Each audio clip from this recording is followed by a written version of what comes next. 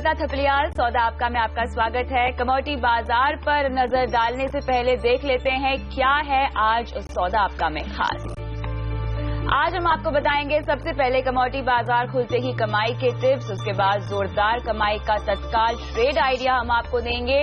Nifty की दमदार strategy आज के लिए हम पेश करेंगे और साथ ही छोटे शेयर, ऊंची छलांग और एफएनओ बाजार में क्या स्ट्रैटेजी आपको बनानी चाहिए, इस पर लेंगे हमारे एक्सपर्ट की सलाह। आपके शेयरों पर फटाफट सलाह भी देंगे हमारे आज के एक्सपर्ट। लेकिन यहाँ पे आगे बढ़ने से पहले एक बार रुख करते हैं कमोडिटी बाजार की ओर।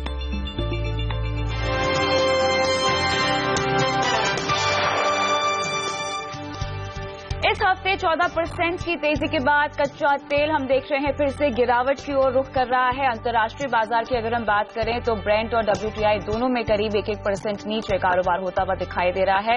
दरअसल अमेरिका में क्रूड का भंडार 21 लाख बैरल बढ़कर रिकॉर्ड स्तर पर पहुंच गया है, जिसकी वजह से हम दबाव देख रहे हैं। साथ ही उत्पादन नहीं बढ़ने पर सऊदी और रूस और साथ ही वेनेजुएला की सहमति के बाद इस हफ्ते हमने देखा तेजी आई थी, लेकिन अब वो तेजी पर ब्रेक लगता हुआ दिखाई दे रहा है। इस बीच कल की जोरदार तेजी के बाद सोने की अगर हम बात करें तो इसमें सुस्ती हावी होती हुई दिखाई दे रही है। खासतौर से कॉमेक्स पे अगर आप देखें तो $1230 का स्तर छूने के बाद सोना करीब $5 वहां से गिरता हुआ दिखाई दे रहा है।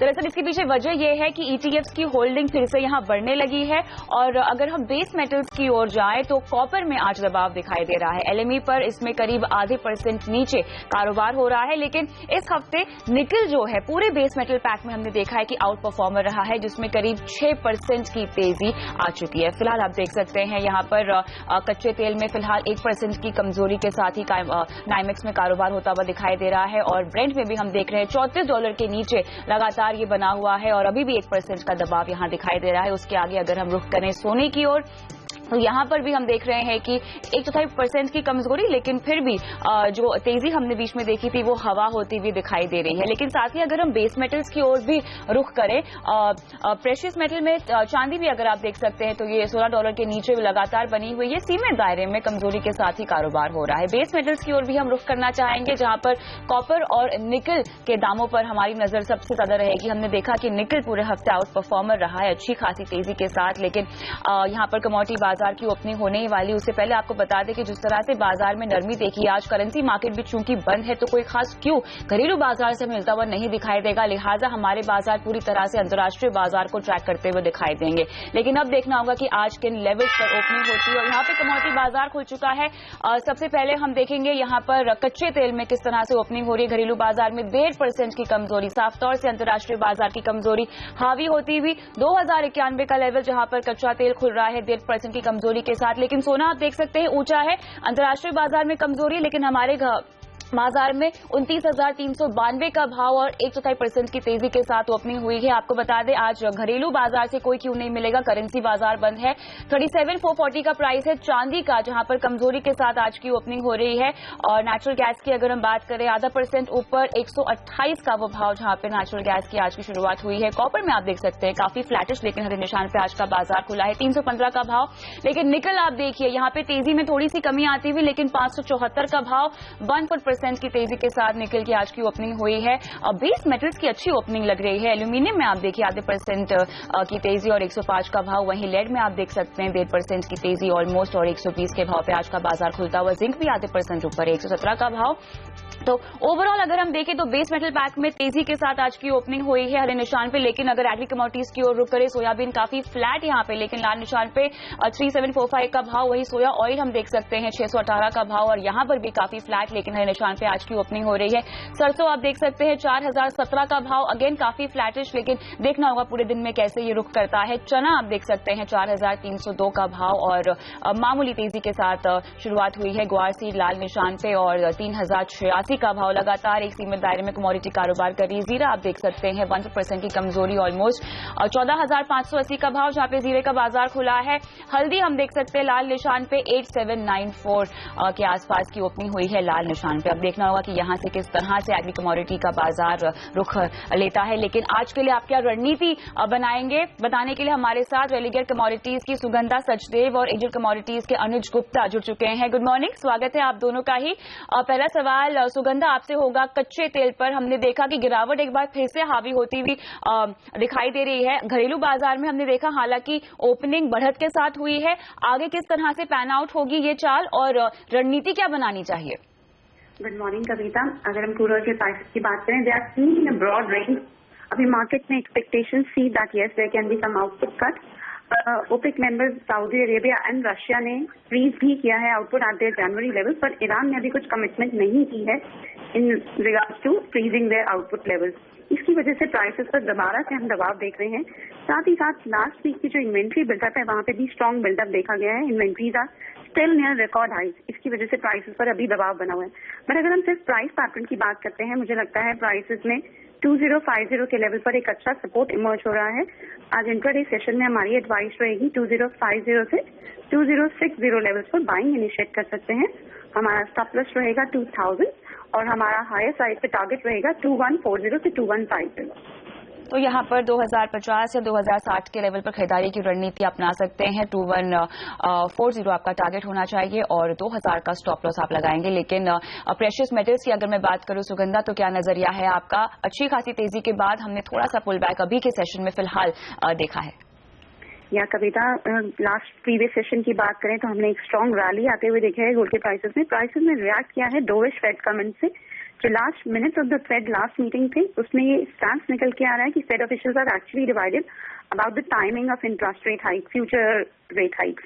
इसकी वजह से गोल्ड के प्राइसेस को काफी बेनिफिट मिला है, बिकॉज अभी भी मार्केट में काफी क्लैरिटी नहीं है when Fed is likely to hike interest rates. Global uncertainty को देखते हुए फेड अभी डिले कर सकता है इंटरेस्ट रेट हाइक को, and that is a positive factor for gold prices panning out as of now. But intraday session में अगर हम बात करें तो हमने प्राइसेस को काफी ओवरबॉट जोन में देख लिया है। मुझे लगता है यहाँ से टेक्निकल ग्राउंड्स पर सेलिंग आ सकती है। इंट्राडे सेशन में हमारी सेलिंग की एडवाइस रहेगी नो डाउट। अगर हम ओवरऑल ट्रेंड की बात करें, गोल्ड के प्राइसेस में ओवरऑल ट्रेंड अभी भी काफी स्ट्रांग है और हायर लेवल्स देखने को मिल सकते हैं in coming month. But just for a short term perspective 29,400 पर सेलिंग की एडवाइस रहेगी। हमारा स्टॉप लॉस रहेगा 29,550 और डाउन साइड में हम टारगेट कर सकते हैं 29,180 to 150 लेवल्स। 29,180 का टारगेट होगा, 29,550 के स्टॉप लॉस के साथ आप इस सौदे में रहेंगे। लेकिन अगर चांदी की मैं बात करूं सुगंधा, तो जिस तरह से हमने फिलहाल ओपनिंग सेशन में देखा है लाल निशान में शुरुआत हुई, लेकिन पूरा बेस मेटल पैक जो है वो हरे निशान में खुला है और साथ ही हम देख रहे हैं सोने में भी हल्की बढ़त है। क्या ये बढ़त हम चांदी में रिफ्लेक्ट होते हुए देखेंगे आगे जाते हुए? चांदी मुझे स्लाइटली पॉजिटिव नजर आती है, बिकॉज अगर हम बेस मेटल पैक की भी बात करें, जैसा कि आपने भी कहा, वहां पर एक पॉजिटिव ट्रेंड इमर्ज हो रहा है। चांदी take cues from gold as well as from base metals because it's an industrial metal also. तो चांदी में मुझे लगता है डिप्स पर हम बाइंग कर सकते हैं। हमारी एडवाइस रहेगी 37,200 के लेवल पर बाइंग इनिशिएट कर सकते हैं। हमारा स्टॉप लॉस रहेगा 36,950 और हायर साइड में हम टारगेट कर सकते हैं 37,600 to 700 लेवल्स। चलिए, तो यहाँ पर आपको लगता है कि चांदी में हम खरीदारी की रणनीति फिलहाल बना सकते हैं। मोमेंटम यहाँ पर तेजी की ओर दिखाई दे रहा है बिकॉज ये एक इंडस्ट्रियल कमोडिटी है, ये लेती है क्यू बेस मेटल से भी और साथ ही सोने को भी फॉलो करती है। लेकिन एग्री कमोडिटीज की ओर रुख करते हैं। अनुज गुप्ता हमारे साथ फोन लाइन पर है। अनुज, क्या लगता है कमोडिटी बाजार में अगर आज रणनीति बनानी हो इंट्राडे के लिहाज से एग्री कमोडिटीज में, तो किस पर आप दाव लगाएंगे? देखिए, हाँ लगता है कि चने के अंदर बिकवाली करके चल सकते हैं कि कहीं ना कहीं अगर हम देखें तो अब जो नई क्रॉप है वो आने वाली है, तो उसका प्रेशर हम देख सकते हैं। मैं कल भी देखा था, कल क्लोजिंग सेशन में मार्केट एक नेगेटिव ट्रेंड में ट्रेड हुआ था, तो चने के अंदर हमारा सेल कॉल रहेगा। चने के अंदर करीबन 4340 ग्राउंड बिकवाली करके चले, नीचे टारगेट करीबन 4240 तक देखने को मिल सकते हैं। वहीं दूसरी ओर हमने देखा था कि कपास के अंदर और कॉटन सेगमेंट के अंदर एक तेजी देखने को मिली थी। जो फिगर्स आई थी एस्टिमेट वो भी थोड़ा सपोर्टिव है प्राइसेस के लिए। तो कपास के अंदर हमारा बाय कॉल रहेगा करीबन 795 797 के अराउंड बाय करके चल सकते हैं। ऊपर टारगेट करीबन 815 तक देखने को मिल सकता है। तो यहाँ पर चने बिकवाली की रणनीति, कपास में आप खरीदारी की रणनीति दे रहे हैं। साथ ही आज चूंकि करेंसी बाजार बंद है तो एडिबल ऑयल्स में कोई रणनीति बनाई जा सकती है अनुज? और देखिए, एडिबल ऑयल से मुझे लगता है कि ओवरऑल जो ट्रेंड है वो एक साइडवेज है। हालांकि अगर हम देखें तो आरएम सीड और सोयाबीन में प्राइस नेगेटिव ट्रेंड कर रहे हैं, तो मुझे लगता है कि सोयाबीन के अंदर बिकवाली करके चल सकते हैं। नीचे टारगेट करीबन 3720 तक देखने को मिल सकते हैं। चलिए, तो यहाँ पे सोयाबीन में बिकवाली की रणनीति और चने में भी आप बिकवाली की रणनीति सुझा रहे हैं, साथ ही कपास में खरीदारी की रणनीति बनाई जा सकती है। सुगंधा, बेस मेटल पैक पर आपकी राय चाहेंगे। निकल या कॉपर आपको लगता है कि इनमें रणनीति बनाई जा सकती है? ओवरऑल जिस तरह से मोमेंटम खरीदारी की ओर दिखाई दे रहा है फिलहाल बेस मेटल्स का, किस में आपको लगता है कि हमें पैसे कमाने का मौका मिलेगा? अगर हम ओवरऑल बेस मेटल की पैक की बात करें तो कॉपर अगर हम देखें तो 314 से 15 की रेंज में काफी लैंग्विश कर रहा है, 315 के लेवल को क्रॉस नहीं कर पा रहा है। कॉपर में हमारी बाइंग की ही एडवाइस रहेगी, बट ट्रेडर्स कैन वेट। अगर प्राइसेस 315 के ऊपर सस्टेन करते हैं, in that scenario only buying की एडवाइस रहेगी। हमारा स्टॉप लॉस रहेगा 312 और हायर साइड में हम टारगेट कर सकते हैं 319 लेवल्स। हैविंग सेड, अगर मैं टॉप पिक की बात करूं बेस मेटल पैक में, मुझे लेड काफी प्रॉमिसिंग लगता है आज इंट्राडे सेशन के हिसाब से। Lead has been a strong gainer, but पिछले कुछ सेशंस में प्राइसेस काफी सॉफ्ट हो गए थे, बट आज इंट्राडे सेशन में एक स्ट्रॉन्ग रिकवरी देखने को मिल सकती है। 118.5 के आसपास हमारी बाइंग की एडवाइस रहेगी। हमारा स्टॉप लॉस रहेगा 117.2 और हायर साइड में हम टारगेट कर सकते हैं 121 लेवल। पूरे बेस मेटल पैक में आप लेड में दाव लगाने की सलाह दे रही है, जहां खरीदारी की रणनीति अपनाई जा सकती है। टारगेट होगा 121 का। इसी के साथ बहुत बहुत शुक्रिया सुगंधा आपका और अनुज आपका समय निकालकर हमारे दर्शकों को आज अपनी राय देने के लिए। और फिलहाल सौदा आपका में रुकते हैं एक ब्रेक के लिए। आगे सौदा आपका में जोरदार कमाई का तत्काल ट्रेड आइडिया और साथ ही बाजार पर सिमी भौमिक से बात करेंगे इस ब्रेक के बाद।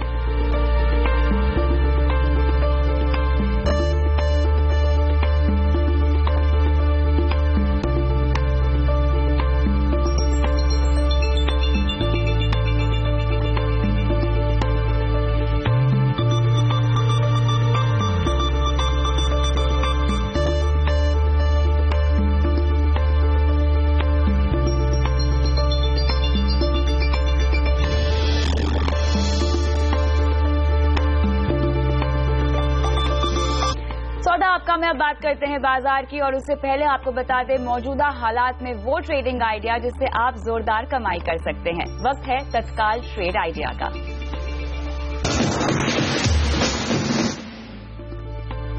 तो आज का तत्काल ट्रेड आइडिया हेमंत कपाड़िया की ओर से आ रहा है, जो बोल रहे हैं कि आपको खरीदारी की रणनीति यहां बनानी चाहिए। बाटा में थोड़ी गिरावट पर आप खरीदारी करें, लेकिन आपका टारगेट होगा 478 का और इस सौदे में आप लगाएंगे स्टॉप लॉस 473 का।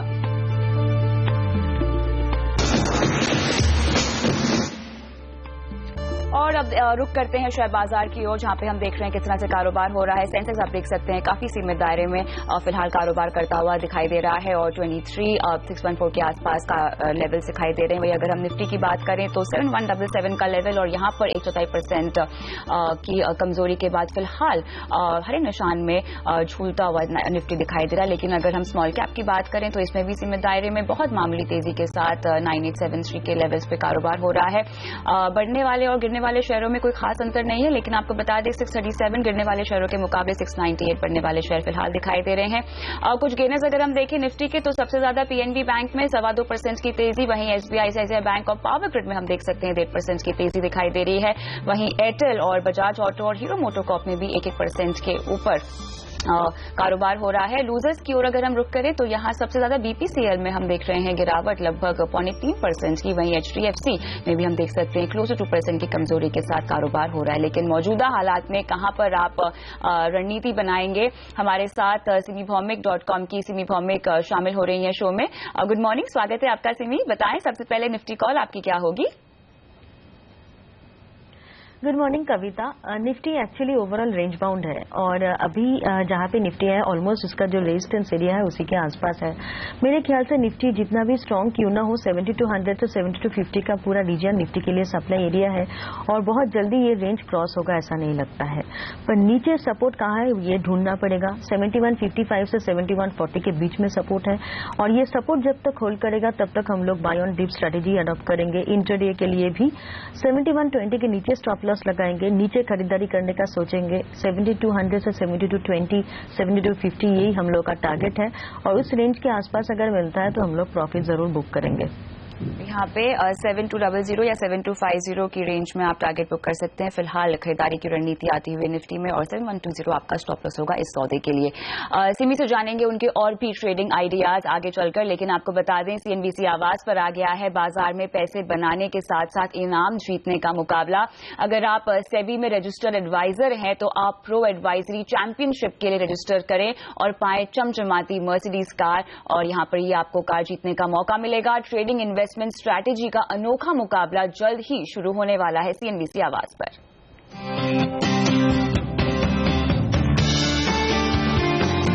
सेबी में रजिस्टर्ड इन्वेस्टमेंट एडवाइजर्स और रिसर्च एनालिस्ट के लिए आ रहा है शानदार मौका, प्रो एडवाइजरी चैंपियनशिप यानी PAC। सिर्फ CNBC आवाज पर आपको मिलेगा इस चैंपियनशिप का पूरा ब्यौरा और शानदार इनाम जीतने का मौका, और इसमें हिस्सा ले सकते हैं इंट्राडे और पोजिशनल कॉल्स देने वाले एडवाइजर्स। ये मुकाबला इक्विटी, कमोडिटी और करेंसी तीनों मोर्चों पर एक साथ चलेगा। तीनों में अपने अपने मुकाबले होंगे और हर रोज सबसे जबरदस्त कॉल देने वाले एडवाइजर्स को मिलेंगे शानदार प्राइज यानी 10-10 ग्राम सोना, और हर कैटेगरी में चैंपियनशिप जीतने वाले को मिलेगी चमचमाती मर्सिडीज कार।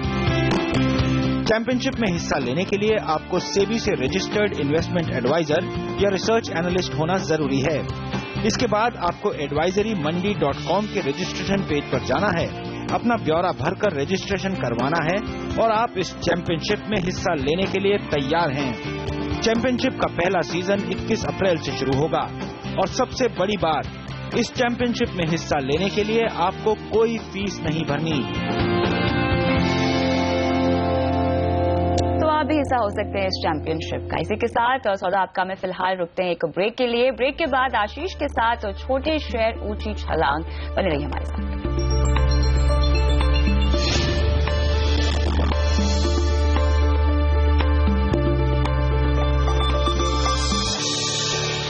सौदा आपका में हमारे साथ अब आशीष वर्मा जुड़ रहे हैं, और वो ऐसे स्मॉल कैप शेयर लेकर आए हैं जिनमें आज तगड़ा एक्शन दिखाई दे रहा है। तो बताएं आशीष, किन स्मॉल कैप शेयरों में आज पैसे कमाने का मौका है? देखिए, ठंडा परफॉर्मेंस है स्मॉल कैप यूनिवर्स में। स्मॉल कैप इंडेक्स आपकी स्क्रीन पर आएगा एकदम फ्लैट, लेकिन हल्के हरे निशान में कामकाज होता हुआ।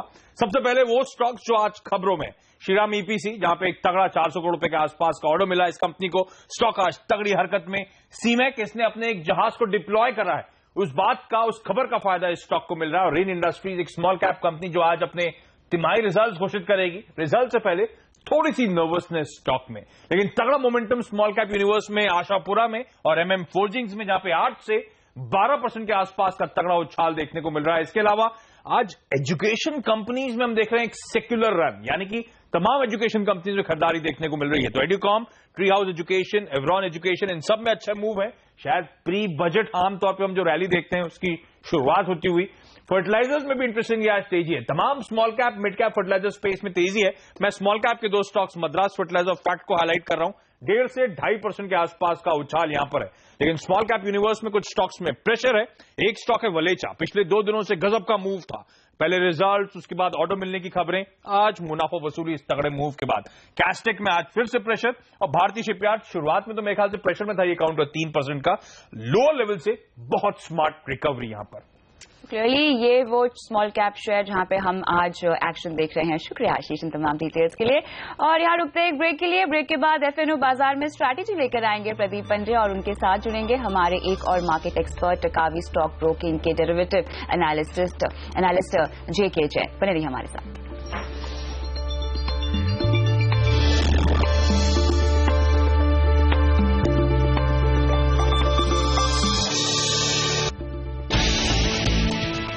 बाजार में ठंडी शुरुआत, मेटल और ऑयल शेयरों में गिरावट, लेकिन सरकारी बैंकों में लौटी खरीद।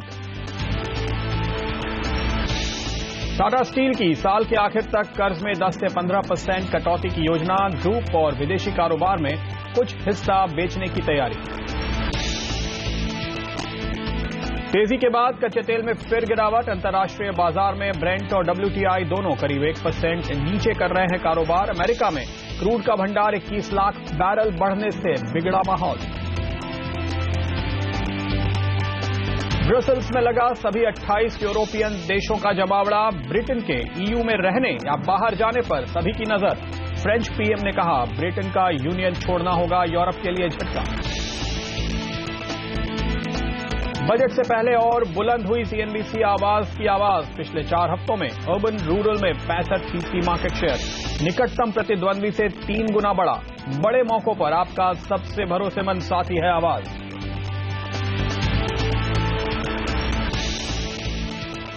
नमस्कार, मैं हूं प्रदीप पंड्या और आप देख रहे हैं हमारी खास पेशकश ट्रेडर्स हॉटलाइन। आप हमें अभी अपना सवाल पूछ सकते हैं। हमारे हॉटलाइन पर फोन कीजिए 1800-209-7890। यहां पर आप कॉल कर सकते हैं, टोल फ्री नंबर है ये, या फिर आप हमें एक व्हाट्सएप मैसेज भेज सकते हैं जो काफी आसान होगा।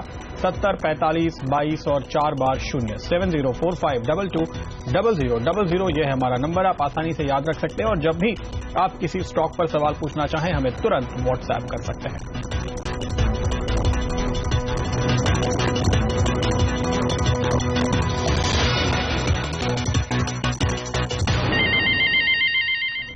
एक बार बाजार पर नजर डालते हैं। सेंसेक्स 75 पॉइंट के आसपास नुकसान के साथ ट्रेड कर रहा है। निफ्टी 26 पॉइंट नीचे चल रहा है। मिड कैप 25 पॉइंट नीचे चल रहा है। निफ्टी बैंक 45 पॉइंट नीचे ट्रेड करता हुआ। तो 1/4 से आधे % के बीच गिरावट के साथ ये सारे के सारे इंडाइसेस इस वक्त ट्रेड कर रहे हैं। लेकिन पहले एक सवा घंटे के ट्रेड को अगर आप ध्यान से देखें तो आप देख सकते हैं शुरुआत में काफी ज्यादा स्टॉक्स में बिकवाली थी, वो अब 50-50 पे करीब आ चुका है। तो ऐसा लगता है कि निचले स्तरों पे मार्केट को सपोर्ट मिला है। ये बात आप ऐसे भी देखिए कि इस वक्त इंडेक्स में सबसे ज्यादा वॉल्यूम वाला स्टॉक कौन सा है? BHEL। सुबह इसने 100 रुपए का लेवल तोड़ा, 52 वीक का नया लो बनाया, लेकिन उसके बाद वहां से धीरे धीरे रिकवर हुआ है। इस वक्त तक 65% वॉल्यूम हो चुका है। BHEL में आप ये देख रहे हैं करीब 50 लाख शेयर्स जो ट्रेड हुए हैं। इसका पूरे दिन का अगर आप औसत वॉल्यूम देखें तो करीब 8 लाख के आसपास होता है, माफ कीजिए। और उसके सामने आप 7 लाख शेयर्स करीब यहां ट्रेड होते हुए देख रहे हैं। तो ये एक तरीके से पूरे दिन के एवरेज का 60-70% वॉल्यूम अगर आपको दिखा रहा है BSE पे, और NSE पे भी उसी प्रोपोर्शन में आप देखिए पूरे दिन का 65% वॉल्यूम आपको दिखा रहा है। तो ऐसा नहीं लगता कि यहाँ पे कोई फॉलो ऑन सेलिंग आई है। नीचे खुलने के बाद दोनों एक्सचेंजेस पर यहां पर बाइंग हो रही है अच्छे वॉल्यूम के साथ। और अगर आप देखें कुछ और एक्टिव स्टॉक, हीरो मोटोकॉर्प काफी वॉल्यूम के साथ ऊपर आ रहा है, बजाज ऑटो काफी वॉल्यूम के साथ ऊपर आ रहा है। तो थोड़ा सपोर्ट मिला है निचले स्तरों पर मार्केट को, ये हम कह सकते हैं। हमारे एक्सपर्ट्स क्या कहते हैं? सीवी भौमिक हमारे साथ जुड़ी हुई हैं और अब हमारे साथ जुड़ रहे हैं कार्वी स्टॉक ब्रोकिंग के डेरिवेटिव एनालिस्ट JK जैन भी। JK, आपका क्या नजरिया बनता है? क्या मार्केट इस वक्त लॉन्ग करने जैसा है? अगर मार्केट देखें तो आई थिंक वो एक रेंज बाउंड रहेगा। नीचे के स्तर पे आई थिंक 7050-7100 के आसपास एक फुट और राइटिंग देखने को मिली है, बट ऊपर के कॉल्स भी अच्छे खासे राइटिंग देखने को मिल रहा है। आज के ट्रेड में 72 में राइटिंग देखने को मिल रहा है और मैक्सिमम ओपनिंग तक 73 के कॉल में है। बट आई थिंक एक रेंज बाउंड मूव होगा और टेक्निकली भी आई थिंक 7200 7230 एक स्ट्रॉन्ग रेसिस्टेंस जोन है। जब तक वो नहीं निकलता हमें नहीं लगता है कि लॉन्ग करना चाहिए। बट अगर गिरावट पे 7100 के आसपास मिलता है तो one can take a chance of going long instead of जब तक 72-30 नहीं निकलता है मैं लॉन्ग करने की सलाह नहीं दूंगा। बट हायर एंड रेंज के आसपास मैं यही सलाह दूंगा कि एक शॉर्ट पोजीशन बिल्डअप कर सकता है 72-30 का एक स्टॉप लॉस लाके, जो रिस्क रिवॉर्ड फेवरेबल दे रहा है ऊपर के स्तर पे। ऊपर जाए तो आप शॉर्ट करेंगे निफ्टी और निफ्टी बैंक पे भी, क्या आपकी यही स्ट्रेटेजी है? हाँ, ओवरऑल बैंक निफ्टी देखो तो आई थिंक बैंक में चालू हुई है, बट एवरीवेज पर्टिकुलरली जैसे HDFC बैंक है, इंडसइंड बैंक है, उनमें दबाव देखने को मिल रहा है आज के ट्रेड में। तो PE वो ज्यादा बिहेवियर है तो दोनों कॉम्पोनेंट्स बैंक निफ्टी के ऊपर रह सकते हैं। बट थोड़ी तकनीकी दिक्कत नजर आ रही है JK के पास, हम फिर से चलेंगे। लेकिन चलिए सवाल जवाब का सिलसिला शुरू करते हैं तब तक सिमी के साथ। और हावड़ा से ही पहला सवाल पूछने के लिए गोपाल हमारे साथ जुड़ रहे हैं। गोपाल बताइए। जी सर, मेरा 4 लॉट BPCL है 834 पे 50% के एवरेज पे, और 1 लॉट DHFL है 181 पे। 1 लॉट आपने DHFL के लॉन्ग कर रखे हैं और 4 लॉट BPCL के भी लॉन्ग कर रखे हैं, अगर मैंने आपको सही समझा। अच्छा, इसी सीरीज के हैं ये दोनों? इसी सीरीज के हैं। तो अब आपके पास हफ्ते भर का ही समय है, कुल मिलाकर 5 दिन। आज के दिन को शामिल करते हुए सिमी क्या कॉल देंगे आप इन्हें? देखिए प्रदीप जी, दोनों stock at least next 4-5 trading session में अगर कोई रैली मिलता है तो एग्जिट करना ही बेहतर होगा, क्योंकि चार्ट में दोनों स्टॉक दोनों पैरामीटर से वीक हो चुका है।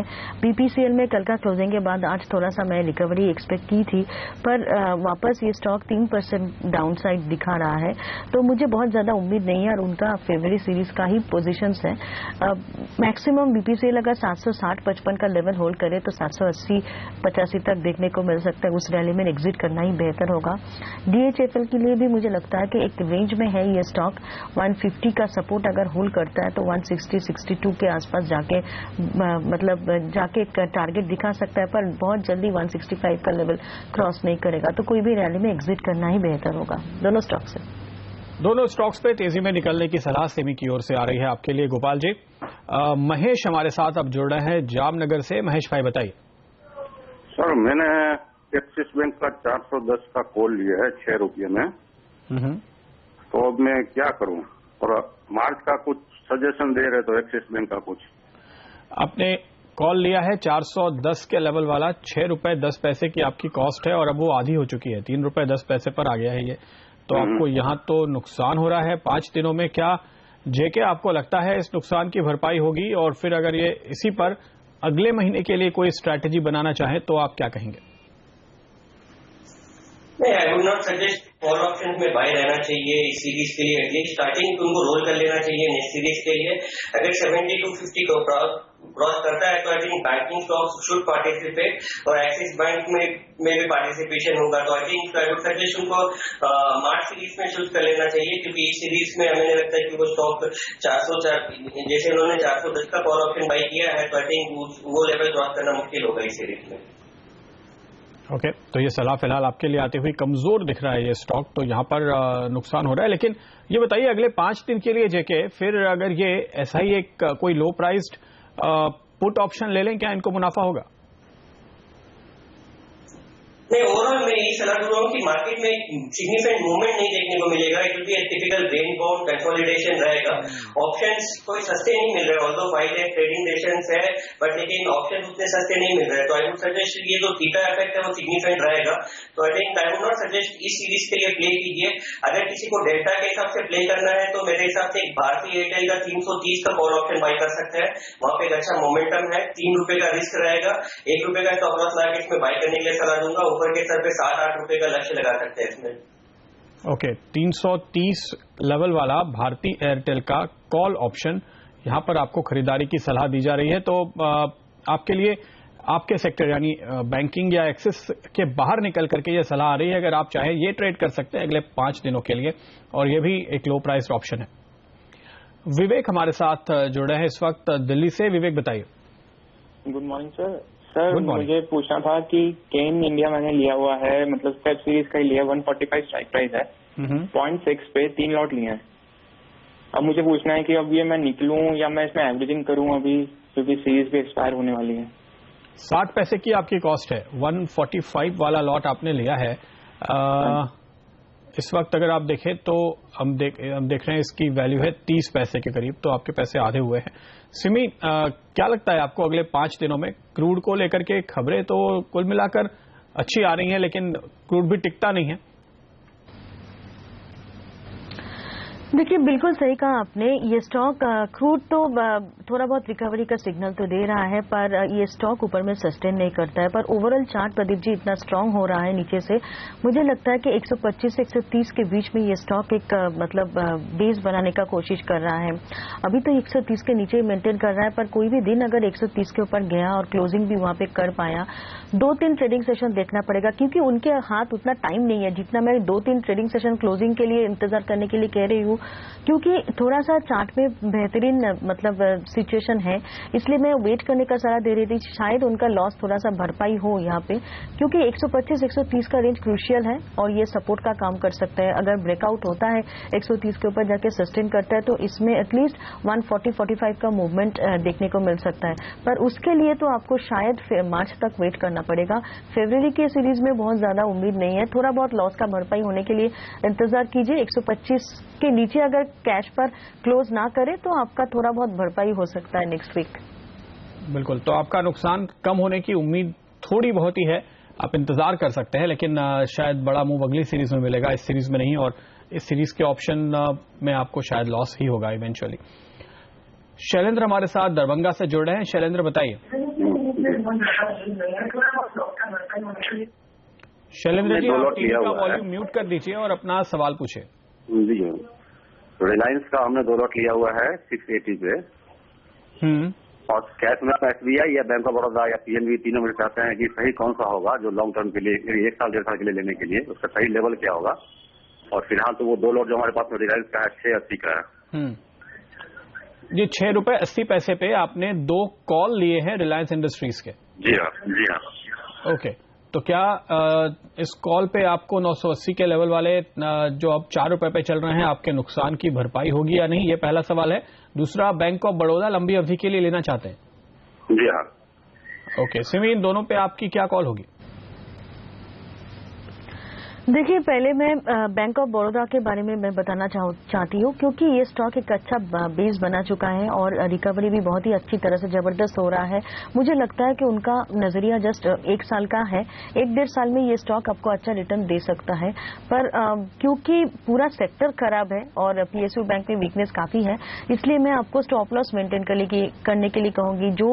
जिस चार्ट्स के बेसिस पर मैं ये कॉल दे रही हूँ, आपको 1 साल के लिए होल्ड करना है।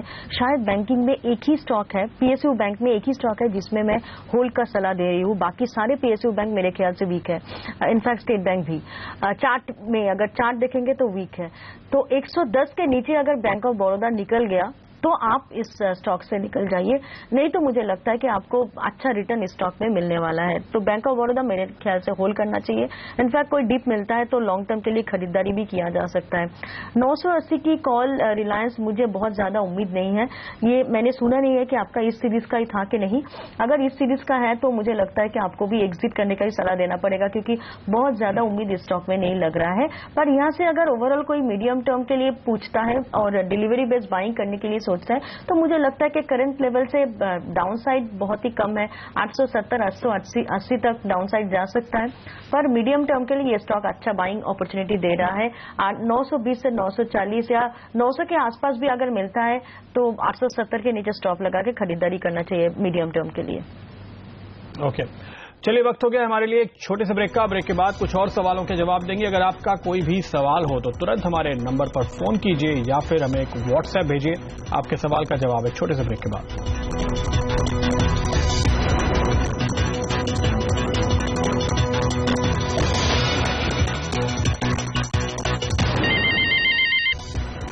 स्वागत है आपका एक बार फिर, और आगे बढ़ने से पहले आपको बता दें CNBC आवाज पर आ गया है बाजार में पैसे बनाने के साथ साथ इनाम जीतने का मुकाबला। अगर आप सेबी में रजिस्टर्ड एडवाइजर हैं तो आप प्रो एडवाइजरी चैंपियनशिप के लिए रजिस्टर करें और पाएं चमचमाती Mercedes car. Trading investment strategy का अनोखा मुकाबला जल्दी शुरू होने वाला है। देखते हैं इसके डिटेल्स।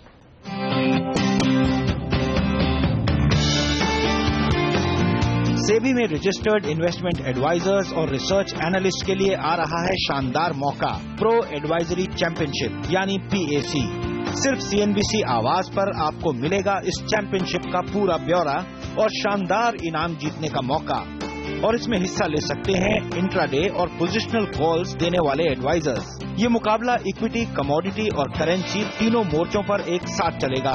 तीनों में अपने अपने मुकाबले होंगे और हर रोज सबसे जबरदस्त कॉल देने वाले एडवाइजर्स को मिलेंगे शानदार प्राइज, यानी 10-10 ग्राम सोना। और हर कैटेगरी में चैंपियनशिप जीतने वाले को मिलेगी चमचमाती मर्सिडीज कार। चैंपियनशिप में हिस्सा लेने के लिए आपको सेबी से रजिस्टर्ड इन्वेस्टमेंट एडवाइजर या रिसर्च एनालिस्ट होना जरूरी है। इसके बाद आपको advisoryमंडी.com के रजिस्ट्रेशन पेज पर जाना है, अपना ब्यौरा भरकर रजिस्ट्रेशन करवाना है और आप इस चैंपियनशिप में हिस्सा लेने के लिए तैयार हैं। चैंपियनशिप का पहला सीजन 21 अप्रैल से शुरू होगा और सबसे बड़ी बात, इस चैंपियनशिप में हिस्सा लेने के लिए आपको कोई फीस नहीं भरनी।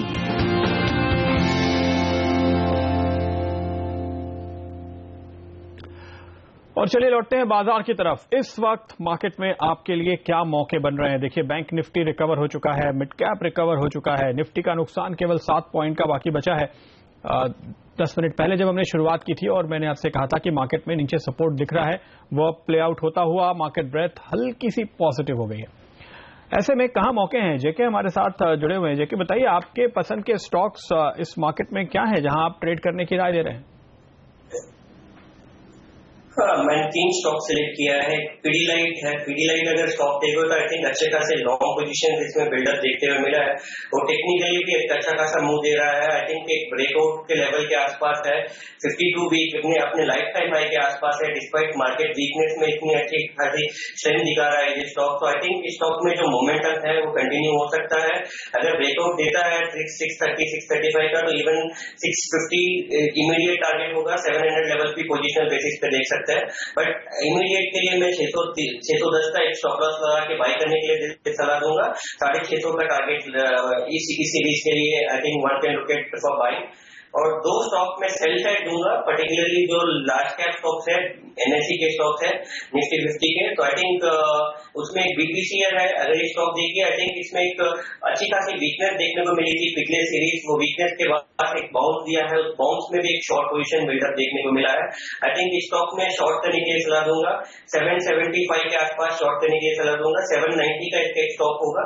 इमीडिएट टारगेट इसका 750 होगा। अगर वो ब्रेक करता है तो इसमें और बिकवाली देखने को मिल सकता है। और दूसरा एचडीएफसी, अगर ये स्टॉक देखिए लगातार वीकनेस दिखा रहा है, पर्टिकुलरली एफआईएस की हेवी होल्डिंग होती है इन स्टॉक में, पर्टिकुलरली एचडीएफसी बैंक में। आई थिंक एफआईएस की जो सेलिंग हो रही है, आई थिंक एचडीएफसी में अच्छी खासी सेलिंग फिगर देखने को मिलती है। डिलीवरी बेस्ड भी सेलिंग हो रही है और एक पिछले एक हफ्ते से कंसोलिडेशन पैटर्न था इसमें, जो कि आज ब्रेकडाउन भी दिया है। आई थिंक इस स्टॉक में एक शॉर्ट पोजीशन बिल्डअप कर सकते हैं मौजूदा भाव पे।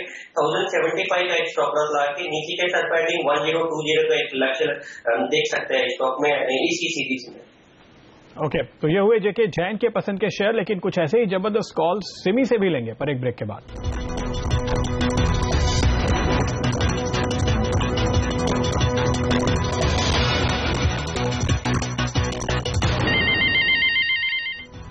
स्वागत है आपका एक बार फिर, और अब जानते हैं सिमी इस वक्त कहां पे निवेश की या ट्रेड की सलाह दे रही हैं। बाजार तो रिकवर हो गया, सिमी आप क्या कहेंगे? जी प्रदीप जी, मैं 2 स्टॉक ढूंढ के लाई थी इंट्राडे के लिए ट्रेड करने के लिए। एक स्टॉक हीरो मोटर, जिसमें मेरा बाइंग सजेशन था। कल एक अच्छा ब्रेकआउट देखा गया था डेली चार्ट पर और आज भी मोमेंटम को पकड़ के रखा है, तो इसके बेसिस पर मैंने बाई कॉल दिया था। फर्स्ट टारगेट जो मैंने दिया था 2655 का, वो ऑलरेडी अचीव हो चुका है। मेरा सेकंड टारगेट 70 है, 2670, तो उसके लिए इंतजार किया जा सकता है। 2620 के नीचे स्टॉप लॉस दिया था मैंने। मारुति का मेरा कॉल था। मारुति में मैंने सेल कॉल दिया था क्योंकि मुझे लग रहा है कि मारुति में अच्छा ब्रेकडाउन देखा गया था और आज भी इस वीकनेस को मेंटेन कर रहा है मारुति। मार्केट तो पूरा ऊपर आ गया पर मारुति वीक ही है, तो अभी भी मैं मारुति में सेल कॉल मतलब मेंटेन कर रही हूँ।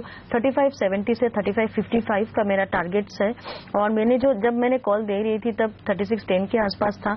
अभी थोड़ा सा नीचे आ चुका है पर स्टॉप लॉस मेरा 3625 के ऊपर ही रखना पड़ेगा क्योंकि ये मार्केट भी वॉलेटाइल है, स्टॉक भी वॉलेटाइल है। थोड़ा सा वाइड स्टॉप लॉस के साथ काम कीजिए, मुझे लगता है कि टारगेट्स डाउन साइड में पॉसिबल है।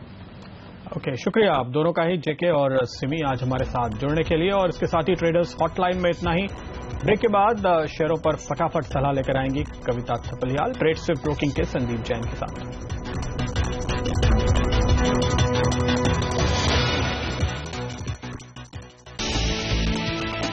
बाजार में रिकवरी, सेंसेक्स निचले स्तरों से करीब 150 अंक ऊपर, निफ्टी 7200 के करीब। टाटा स्टील की साल के आखिर तक कर्ज में 10 से 15% कटौती की योजना, ग्रुप और विदेशी कारोबार में कुछ हिस्सा बेचने की तैयारी। तेजी के बाद कच्चे तेल में फिर गिरावट, ब्रेंट और WTI दोनों करीब 1% नीचे। अमेरिका में क्रूड का भंडार 21 लाख बैरल बढ़ने से बिगड़ा माहौल। ब्रसेल्स में लगा सभी 28 यूरोपियन यूनियन देशों का जमावड़ा। ब्रिटेन के EU में रहने या बाहर जाने पर सभी की नजर। फ्रेंच PM ने कहा ब्रिटेन का यूनियन छोड़ना होगा यूरोप के लिए झटका। और बजट से पहले और बुलंद हुई CNBC आवाज की आवाज। पिछले 4 हफ्तों में अर्बन रूरल में 65% मार्केट शेयर, निकटतम प्रतिद्वंदी से 3 गुना बढ़ा। बड़े मौकों पर आपका सबसे भरोसेमंद साथी है CNBC आवाज।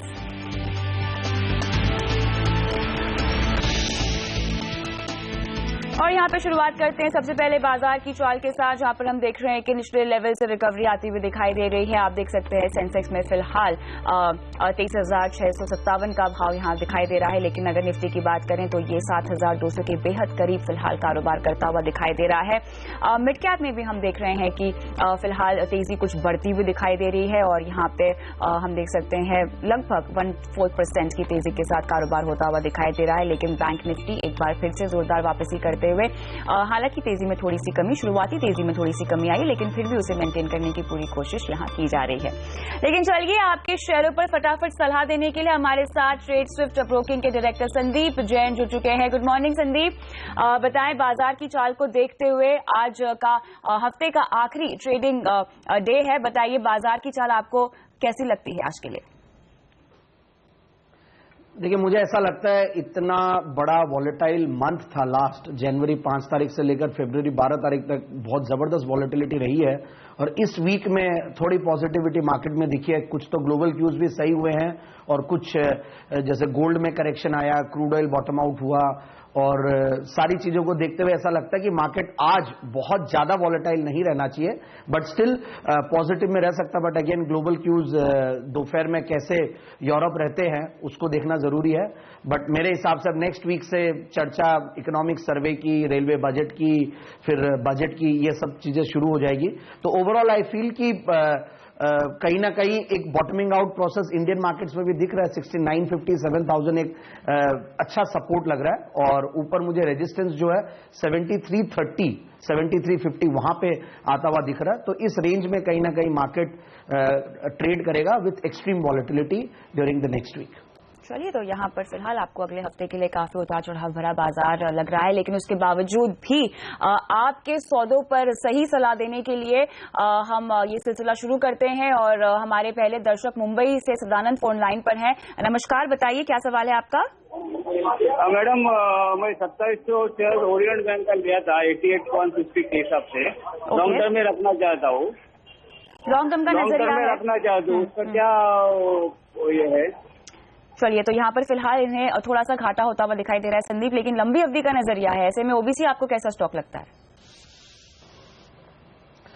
अब देखिए, इनको मैं होल्ड करने की राय दूंगा। इनफैक्ट अच्छा खासा करेक्ट कर चुका स्टॉक और कहीं ना कहीं ऐसा लगता है कि जिस तरीके से बैंकों में ये बैड लोन्स की और एनपीएस की प्रॉब्लम आई है तो बहुत बड़ी प्रॉब्लम और आगे भी कोई बता नहीं सकता, कोई प्रेडिक्ट नहीं कर सकते कि कैसा रहेगा। और जिस तरीके से सुन रहे हैं बैंकों के मैनेजमेंट को तो 2-3 क्वार्टर्स तो लगने वाले हैं इन सबको ठीक करने में और इतना इजीली ये भी नहीं होना। सरकार बजट में कैसे इस पर्टिकुलर सेक्टर के ऊपर बड़े मेजर्स लॉन्च करती है या ऐलान करती है उस पर देखना होगा। बट ओवरऑल आई फील कि अभी एक बार बने रहें और 80 से 75 रुपए का एक रेंज है जो कि एक स्ट्रांग सपोर्ट के हिसाब से काम करेगा और मेरी राय में यही रहेगी कि 95-100 के लगभग आए, 95 रुपीज या 100 रुपीज के लगभग, तो एक बार निकल जाए और दूसरे कुछ स्टॉक्स है, दूसरे सेक्टर्स है, वहां पे ध्यान दे, डिफेंसिव बेट्स पे ध्यान दे, ज्यादा बेहतर होगा क्योंकि वहां पे भी अच्छी खासी करेक्शन आ चुकी है। तो यहाँ पर डिफेंसिव पर आपको फोकस बढ़ाने की सलाह दी जा रही है। फिलहाल बने रहे हैं। आगे पुणे से केदार है फोन लाइन पे। नमस्कार केदार। हेलो। हाँ, बताइए क्या सवाल है? मेरा सवाल है कि मैंने भेल लिया हुआ है 100 शेयर्स 165 पे और एनसीएल इंडस्ट्रीज लिया हुआ है 250 शेयर्स ऑन 140। दोनों ही आपने काफी ऊंचे भाव पर लिया हुआ है। मुझे बताइए कि ट्रेडिंग का नजरिया है या इन्वेस्टमेंट का? इन्वेस्टमेंट का, लॉन्ग टर्म का। ठीक है संदीप, बीएचईएल और एनसीएल इंडस्ट्रीज दोनों ही इन्होंने काफी ऊंचे भाव पे लिया है। भेल 165 के भाव पे फिलहाल 104 के आसपास का रेट चल रहा है, घाटे में है। देखिए, भेल के साथ काफी नेगेटिविटी थी आज। इनफैक्ट एक बड़े ब्रोकरेज रिसर्च हाउस ने डाउनग्रेड भी किया। उन सबको लेकर एक्सपेक्टेड था कि प्रेशर रहेगा, बट ओवरऑल आई फील कि बहुत जबरदस्त करेक्शन हो चुका है स्टॉक में ऊपरी लेवल से और कहीं ना कहीं जो भी सरकार पावर सेक्टर रिलेटेड कोई भी रिफॉर्म्स लाएगी तो इस कंपनी को भी बहुत फायदा मिलने वाला है और मेरे हिसाब से यहां पे अब मैं होल्ड करने की राय दूंगा। 103-4 के लगभग भाव होंगे शायद और 130 तक का टारगेट बनाए रखें। 165 पे इन्होंने इन्होंने लिया है, तो जहां पे भी 130-40 रुपए के लगभग आए तो मेरे हिसाब से उस टाइम पे लॉस का ना सोचे और वहां से निकल जाए। और दूसरा जो एनसीएल इंडस्ट्रीज है वहां पे तो मैं एग्जिट ऑन बाउंस की राय दूंगा। साउथ इंडिया बेस्ड एक सीमेंट प्लेयर है और तो मेरे हिसाब से ऐसे छोटे प्लेयर्स में नहीं रह के साउथ इंडिया बेस्ड ही एक बहुत बेहतरीन सीमेंट प्लेयर है जो कि है इंडिया सीमेंट्स, जहां पे काफी नेगेटिव न्यूज थी बट अब सारी नेगेटिविटी स्टॉक से भी निकल चुकी है और मेरे हिसाब से जिन लेवल्स पे अभी अवेलेबल है और जो कैपेसिटी और उसके सामने जो मार्केट कैप मिल रहा है वो सब बहुत अट्रैक्टिव लगते हैं। तो मुझे लगता है कि इस स्टॉक में बिल्कुल निवेश करें, नया निवेश, और यहां से एग्जिट ऑन बाउंस की राय दूंगा। और इंडिया सीमेंट्स मेरे हिसाब से 95 से लेकर 100 रुपीज तक का टारगेट आने वाले कुछ क्वार्टर्स में अचीव कर सकता है। क्लियरली इंडिया सीमेंट में आप आ जाइए, एनसीएल से निकल जाइए और बीएचएल में बने रहें। अगला सवाल व्हाट्सएप के जरिए असम से संदीप ने पूछा है और संदीप, इन्होंने पीएनबी में पैसे लगाए हैं, 77 का भाव है, फिलहाल 74-75 के आसपास का रेट चल रहा है। ट्रेडिंग है या लंबी अवधि का नजरिया है उसकी क्लैरिटी नहीं है, लेकिन आप क्या सलाह देंगे? देखिए, जिन भाव पे इन्होंने लिया है कहीं ना कहीं वही बॉटम फिशिंग हुई है और इतने करेक्शन के बाद जनरली काफी, इनफैक्ट मुझे भी काफी निवेशकों के फोन और काफी लोग क्लाइंट्स भी पूछते हैं कि इन लेवल्स पे पीएसयू बैंक्स में एंट्री लेनी चाहिए या नहीं। तो मैं यही राय दूंगा कि पीएसयू बैंक्स में करेक्शन जरूर आया बट आगे भी करेक्शन नहीं आया, इसकी मैं संभाव क्लैरिटी नहीं है मुझे भी और चार्ट्स पे भी नहीं है और फंडामेंटल्स भी कुछ क्लियर नहीं है। तो मेरे हिसाब से कई बार यही राय दी है कि मेटल्स में एंट्री लेना ज्यादा सही लगता है क्योंकि वहां पे बॉटमिंग आउट दिख रही है और वहां पे भी शार्प करेक्शन आया और अगर बाउंस आएगा तो वहां पे भी काफी शार्प आएगा, काफी हाई बीटा सेक्टर है ये भी। तो पीएनबी की राय यही रहेगी कि इनको 85 के लगभग का टारगेट रखे, जहां पे भी मार्केट में कुछ उछाल आए, बजट का वीक है तो 85 के लगभग ये प्रॉफिट बुकिंग करके इस सेक्टर से ही निकल जाए। 85 का टारगेट रखे और इस सेक्टर से निकलने की सलाह दी जा रही है। बैंकों की हम बात कर रहे हैं और जैसे कि संदीप ने बताया कि इस सेक्टर पे फिलहाल कोई क्लैरिटी नहीं है, तो आपको बता दें कि सरकारी जीवन बीमा कंपनी एलआईसी को बैंकिंग सेक्टर ने जोर का झटका दिया है। दरअसल सरकारी बैंकों में एलआईसी का अच्छा खासा हिस्सा है और शेयर भाव में जोरदार गिरावट की मार एलआईसी पर भी पड़ रही है। आइए इसी पर और जानकारी के लिए जुड़ते हैं हमारे सहयोगी डिम्पी कालरा से। डिम्पी, एलआईसी के लिए चिंताएं यह बताएं कितनी बढ़ गई हैं? चिंताएं तो बढ़ गई हैं क्योंकि 10,000 करोड़ से ज्यादा की जो रकम है वो स्वाह हो गई है उस वजह से, क्योंकि बैंकिंग शेयर बुरी तरह से पिटे हैं। आपको पता है कि एलआईसी एक सरकारी एजेंसी है और एक काफी हद तक अपना पैसा इक्विटी में भी निवेश करते हैं और जब जब बाजार के अंदर तेज गिरावट आती है तब तब एलआईसी को हमने देखा है कि बहुत तेजी से एग्रेसिवली मार्केट के अंदर पोजीशंस लेती है। तो अभी तक की जो जानकारी ये है कि इस तरह की जो बैंकिंग में भी गिरावट आई है एनपीए की वजह से, उसमें से 23 सरकारी बैंकों के में जो इनका निवेश था उसकी वैल्यू 10,000 करोड़ रुपए से कम हो गई है और साथ ही करीब 10% से ज्यादा वैल्यू थी 23 में से 14 बैंक में से, यानी कि आधे से ज्यादा बैंक में इनका 10% से ज्यादा स्टेक था। और अगर वो शेयर टूट रहे हैं और बुरी तरह से टूट रहे हैं तो स्वाभाविक था कि एलआईसी को नुकसान बहुत ज्यादा हो सकता था। 26 में से सरकारी बैंकों में से 11 बैंकों का तो इस बार तिमाही में घाटा आ गया है और जानकार ये भी कहते हैं कि आने वाले दिनों में भी हो सकता है, क्योंकि एनपीए के जिस तरह के हालात है और जिस तरह की सिचुएशन अभी चल रही है बैंक्स की रिकवरी को लेकर काफी मुश्किल आ रही है, तो ये आने वाले क्वार्टर्स में भी थोड़ा दबाव बना रहेगा। तो एलआईसी का जो सरकारी में बैंकों में जो निवेश था वहां से इनको करीब 10,000 करोड़ रुपए का चपत लगी है। चलिए, तो यहाँ पर एलआईसी की मुश्किलें बढ़ती ही दिखाई दे रही हैं, लेकिन इसी के साथ अगर पूरे बैंकिंग क्षेत्र की हम बात करना चाहें संदीप, तो यहाँ पर किस तरह का सिनेरियो और कितना कॉम्प्लिकेटेड सिनेरियो आपको बैंकिंग क्षेत्र का एज अ होल लग रहा है? नहीं, देखिए, मैं अभी भी कहा था जब भी दर्शक ने ये क्वेश्चन पूछा था पीएनबी और ओबीसी को लेकर, तो मैंने मेरा व्यू ऑलमोस्ट क्लियर किया था कि मैं थोड़ा बेरिश हूं इस सेक्टर को लेकर और इतने सालों का जो इनका एक परफॉर्मेंस था, हालांकि फंडामेंटल सब सही दिखते हैं बट जब बैड डेट्स और एनपीएस की बात आती है तो ये फिगर्स स्टैगरिंग है, मतलब काफी निराशाजनक है और बहुत बड़े फिगर्स है, जो कि एक वेल मैनेज बैंक में और पीएसयू बैंक जहां पे सरकारी बैंक बोलती है एक अच्छा भरोसा आता है। तो मुझे लगता है कि एनपीएस को लेकर अननेसेसरली भरोसा करना जरूरी नहीं है और एनपीएस बहुत सीरियस मैटर है और जिस तरीके से मैनेजमेंट्स को सुनते हैं तो ऐसा लगता है कि इतनी इजीली ये लोग इस प्रॉब्लम को हैंडल नहीं कर पाएंगे, 2-3-4 क्वार्टर्स लगेंगे और उसके बाद भी कोई गारंटी नहीं है या कुछ क्लैरिटी नहीं आएगी कि ये चीज सॉल्व हो जाएगी। और इस सेक्टर में मेरे हिसाब से बॉटम फिशिंग अभी भी करने का वक्त नहीं आया है।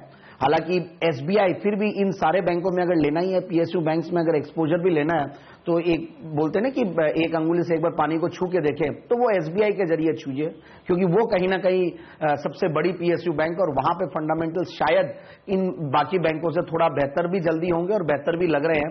तो 150 के लगभग एक बहुत स्ट्रांग सपोर्ट ये कंपनी बनाती है, तो वो एक स्टॉप लॉस लगा के एक एंट्री ली जा सकती है इस सेक्टर में। तो यहाँ पर आपको स्ट्रिक्ट स्टॉप लॉस या फिलहाल एहतियात के तौर पे आप दूर ही रहें इस पूरे सेक्टर से। लेकिन इस बीच आपको बता दें कि CNBC आवाज पर आ गया है बाजार में पैसे बनाने के साथ साथ इनाम जीतने का मुकाबला। अगर आप सेबी में रजिस्टर्ड एडवाइजर हैं तो आप प्रो एडवाइजरी चैंपियनशिप के लिए रजिस्टर करें और पाएं चमचमाती मर्सिडीज कार। और ट्रेडिंग इन्वेस्टमेंट स्ट्रैटेजी का अनोखा मुकाबला जल्द ही शुरू होने वाला है।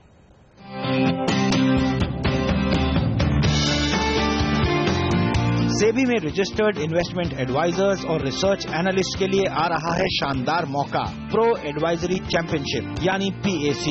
सिर्फ CNBC आवाज पर आपको मिलेगा इस चैंपियनशिप का पूरा ब्यौरा और शानदार इनाम जीतने का मौका। और इसमें हिस्सा ले सकते हैं इंट्राडे और पोजिशनल कॉल्स देने वाले एडवाइजर्स। ये मुकाबला इक्विटी, कमोडिटी और करेंसी तीनों मोर्चों पर एक साथ चलेगा। तीनों में अपने अपने मुकाबले होंगे और हर रोज सबसे जबरदस्त कॉल देने वाले एडवाइजर्स को मिलेंगे शानदार प्राइज, यानी 10-10 ग्राम सोना। और हर कैटेगरी में चैंपियनशिप जीतने वाले को मिलेगी चमचमाती मर्सिडीज कार। चैंपियनशिप में हिस्सा लेने के लिए आपको सेबी से रजिस्टर्ड इन्वेस्टमेंट एडवाइजर या रिसर्च एनालिस्ट होना जरूरी है। इसके बाद आपको advisoryमंडी.com के रजिस्ट्रेशन पेज पर जाना है, अपना ब्यौरा भरकर रजिस्ट्रेशन करवाना है और आप इस चैंपियनशिप में हिस्सा लेने के लिए तैयार हैं। चैंपियनशिप का पहला सीजन 21 अप्रैल से शुरू होगा और सबसे बड़ी बात, इस चैंपियनशिप में हिस्सा लेने के लिए आपको कोई फीस नहीं भरनी। कमाई का शानदार मौका CNBC आवाज पर। रुकते हैं एक ब्रेक के लिए, ब्रेक के बाद लेकर आएंगे ITL अपडेट।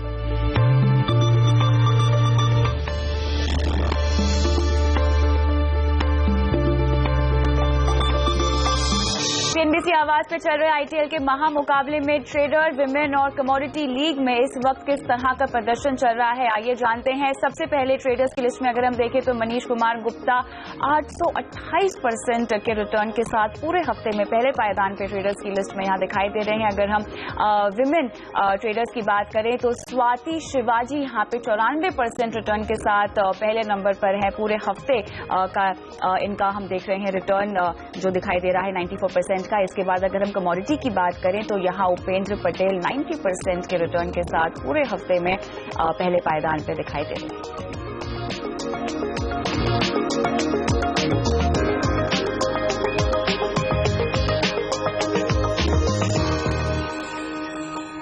और यहाँ रुकते हैं ब्रेक के लिए, लेकिन ब्रेक के बाद आपके शेयरों पर फटाफट सलाह लेकर आएंगे संदीप जैन के साथ। बने रहिए।